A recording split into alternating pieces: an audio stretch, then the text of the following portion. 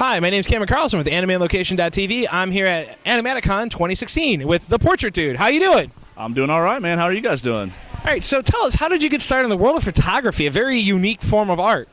Photography was, I worked for a professional photographer a while back. He needed somebody to help manage his office and kind of do Photoshop and stuff, and that's what I did. As far as cosplay photography, that's kind of accidental, actually.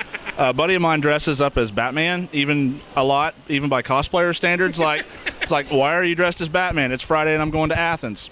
Okay, so we joked, and I've always been a big comic book fan, and I was like, dude, I need to do a photo shoot with you as Batman. And so we just kind of threw it together one week, and we went and did that, and he brought a couple friends of his, so we did like Batman, Spider-Man, a bunch of different people. 5 minutes into the shoot, I'm looking at the pictures going, I don't know if this is a thing, but it's going to be a thing. And I was just really, really happy with the way that they turned out, so it just kind of blew up from there. Awesome. So, what are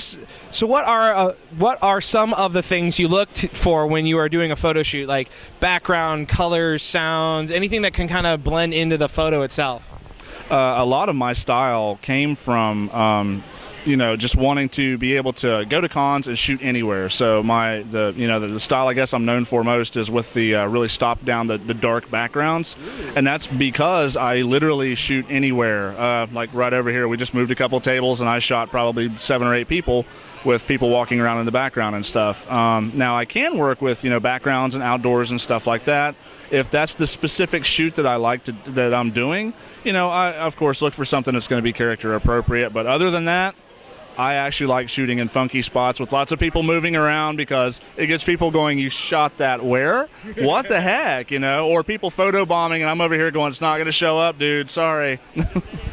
Alrighty, so are there certain areas inside a convention or outside the convention that you like to use as your background? Like you said, you like those more darker toned areas or really out of the way type of photo location. So when you're coming up to places like this, like we have an awesome waterfall here and this awesome mezzanine style setup. So what's it like being able to do all these really cool photos in like very unique places? But what is one of those key features that you're like, I have to have that if I can?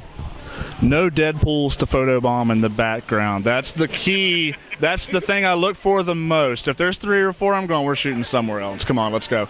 But seriously, waterfalls and stuff like that are pretty cool if I can work them into the picture, if it's character appropriate. Now, am I going to put Batman in front of a waterfall? Probably not, Unless it's a new Batman, then that's a possibility. But, just something that would be appropriate for the character. That's why I kind of like to know ahead of time kind of what I'm shooting. And then that way I can go, okay, you're over here by the rocks, you're over here. If I can work them into the background, I do. If not, move 5 feet. We'll darken everything out. This will just be focused on you. So it's, whatever works, whatever's available at the time, and we'll just roll with, I love rolling with whatever they've got, just let's do it. No excuses. Let's just do this. Awesome. So tell the fans out there where you are online and how they can book you. I am online. Facebook is the main thing, and you can look up the Portrait Dude on that. Pretty much everything else, Instagram, Snapchat, I'm really big onto those. Twitter, not so much, but everything is the Portrait Dude. Just no spaces, the Portrait Dude. But Facebook is probably the one I'm the most active on kicking out my content.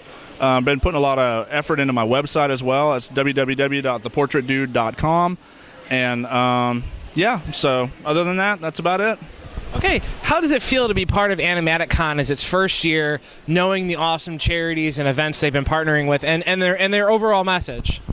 I was really excited whenever they contacted me and said, we like your style. We want you to come and be a part of this. And I said, I've never heard of you guys though before. They said, this is a first-year startup. I was extremely honored at that because a lot of conventions don't even think of the photography, really. They just kind of, hey, we'll put out a blast and whoever shows up with a camera. But they said, we know that we need good pictures of the cosplayers. We need good pictures of the stuff that's going on to show people, hey, this is what we're about. This is what we want to do. And so I feel very honored about that. And just the fact that it's a con with a cause really, just adds another layer of awesome to it. Alrighty, and now before we get to the end, we didn't know this about you till 2 minutes ago, but you're an awesome lover of video games and anime. So what are some of your favorites that really drew you into those two genres of entertainment? Because video games is that more playable, visceral experience, while as anime is this more emotional and depth experience where you're tied to these characters over long periods of time, or sometimes very short, but you have to make those emotional connections. Like some of my favorites are like Claymore, because you get so attached to the characters, and then some of my favorite video games are the long. Eternal Sonata is one of my favorites. On top of that, I went and bought all Chopin's music because of the game. So yeah. So as far as video games go, I've played games all the way back to the NES, not the Super NES. You young people, the original freaking NES. I got one for Christmas, and just go all the way back to that. Right now, I am PC gamer. Okay. Dude, Diablo 3 is it's the only addiction. I allow myself one video game that I play at a time. I moved from playing about 2 years of Skyrim to Diablo 3. I bought it the day it came out. Monk Power. But I know, right? Anyway, I've got a level 450 some monk on there. But I love Diablo 3. As far as anime goes, I have honestly been dragged into the anime world kicking and screaming. I did not like anime at first. I like cartoons, I like comic books, I like video games. I don't want to get mixed up in anime because I looked at like Naruto and stuff like that. I was like, I don't have 400 episodes. I don't have that much time. But my friend Super Casey, love you, girl. She got me started into Fairy Tail. Nice. And I loved the characters. I instantly was just like, okay, this is pretty dope. I can see this. So I just got started into that. Watched all of them all the way through. And my friend Yumino Cosplay, she's introduced me to a few other animes that I like as well. So just kind of stuff like that. I'm definitely more of a comic book guy than an anime, but doing what I do, I try to get a little bit of everything. So whenever I shoot with somebody in particular, I'll look up. That way I know stuff that's character appropriate, because I don't want somebody who's new to cosplay, new to getting photo shoots and stuff, to feel that pressure and to have to come up with poses and have to remember things, because they're like freaking out. I love working with first-time people though, because it's so exciting for them to go, I don't take pictures well, I don't know how to do this. I'm like, chill, it's okay, breathe, give me 5 minutes. And to be able to turn the camera around and say, look, that's not Photoshop, that's not editing, that's you. I've had such an amazing response from people just being able to do that, and that's why a lot of my friends say Wes doesn't like the P word, is what they call Photoshop. Wes doesn't know how to do photo. I know how to do Photoshop. I like the reactions I get from people whenever I can show them on the back of the camera, this is what you look like. This is how awesome you look to me right now. I had one girl just start breaking down and crying, and I'm like, what the crap did I do? And then she was like, oh my God, you made me look pretty. How did you make me look pretty? And I'm just like, oh my God, just rip out my heart, but just seeing people's reactions, especially first-time cosplayers, I love doing that, because it just gives them kind of a boost in their confidence. And then they're like, this is my first time cosplaying, I can do this, I can make this stuff, and daggone it, I look awesome, so that reaction is why I love doing this stuff, man. I say, Fairy Tail, you're in for a long go there. It's almost a 200 episode one. Yes. Yeah, and they're still working on it here in the States, so get used to hearing the dubs for that. Yep. So again, are there any upcoming projects you want your fans to know about, and any final messages you want to get out?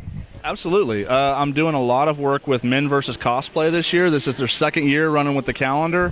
I've got probably at least 7 or 8 shots that have been submitted to them and accepted, so I'm really excited about that. Shout out to them. And also the Not So Much But Us guys. It's a YouTube channel, and they brought... Yeah, exactly. They're really cool dudes. They're from up north, and I was just wanting to kind of give them a shout out, because they brought me up and kind of similar to this. They interviewed me, talked about Civil War. One of the guys is Team Iron Man, Team Cap. But so they're really cool dudes. And I'm doing some projects with them. Kind of can't really divulge any details, but just a lot of picture stuff coming up, a lot more interviews and stuff like that coming up. So check them out. Not So Much But Us on YouTube. Alrighty, thanks, man, so much for coming and joining with us, and thanks for talking with us. Thank you so much. Anytime, man. Thank you guys so much.